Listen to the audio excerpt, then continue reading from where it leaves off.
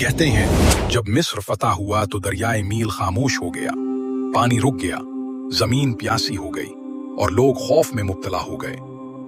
जमाना जाहिलियत से एक रस्म चली आ रही थी, जब भी नील ठहरता एक हसीन लड़की को कुर्बान कर दिया जाता, तब जाकर दरिया बहने लगता। लोग हजरत अम्र बिन उलास के पास आए और कहने लगे, अगर इजाजत दें तो रस्म पूरी कर दें, दरिया फिर चल पड़ेगा। हजरत अम्र बिन उलास ने फरमाया, ये जाहिलियत का तरीका है, इस्लाम में ऐसा नहीं होगा। मैं अमीरुल मोमिनीन हजरत उमर से मशवरा करूंगा।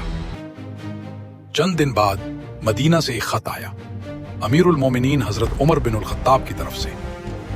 इस खत में लिखा था, ये अल्लाह के बंदे उमर की तरफ से दरियाए नील के नाम। ए नील, अगर तू अपनी मर्जी से बहता है तो मत बह, और अगर तुझे अल्लाह वाहिदुल कहार बहाता है तो हम उसी से दुआ करते हैं कि वो तुझे जारी कर दे। जैसे ही वो चट्टी दरिया में डाली गई, पानी में हरकत हुई, मौज उठी और देखते ही देखते दरियाए नील बहने लगा, पुरशोर, पुर नूर और पुर ईमान।